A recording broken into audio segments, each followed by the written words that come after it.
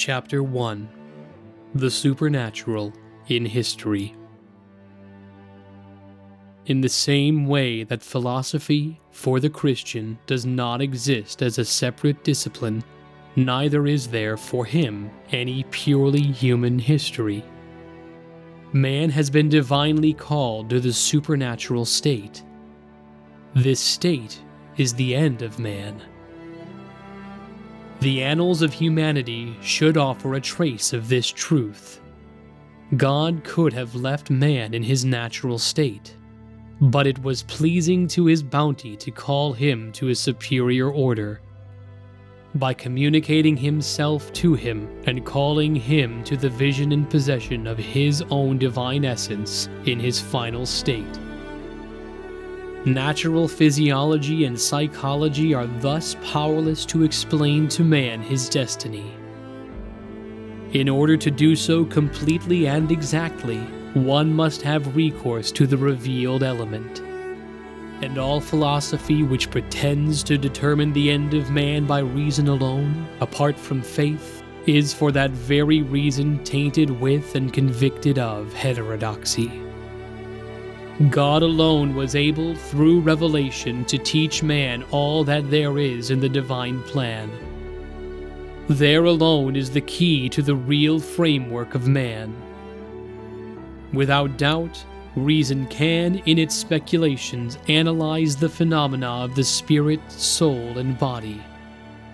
However, for the same reason that it cannot grasp the phenomenon of grace, which transforms the spirit, soul, and body, and unites them to God in an ineffable manner, neither can it fully explain to man what he is, either when sanctifying grace dwells within him, making him a divine being, or when this supernatural element has been driven away by sin, or even when, still unpenetrated by it, man finds that he has descended beneath himself.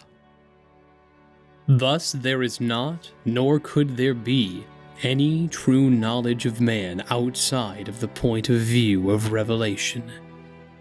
Supernatural revelation was not necessary in itself.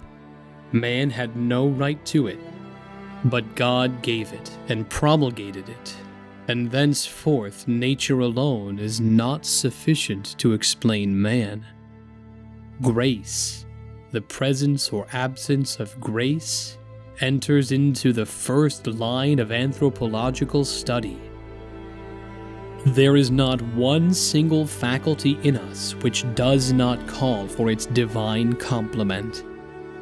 Grace aspires to cover man in all his depth, to fix itself in him in all its degrees.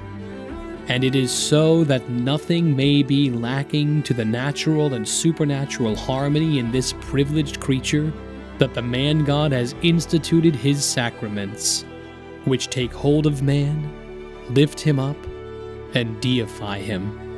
From the moment of birth up until the moment when he nears that eternal vision of the supreme good, which he already possesses, but which he cannot yet perceive except by faith.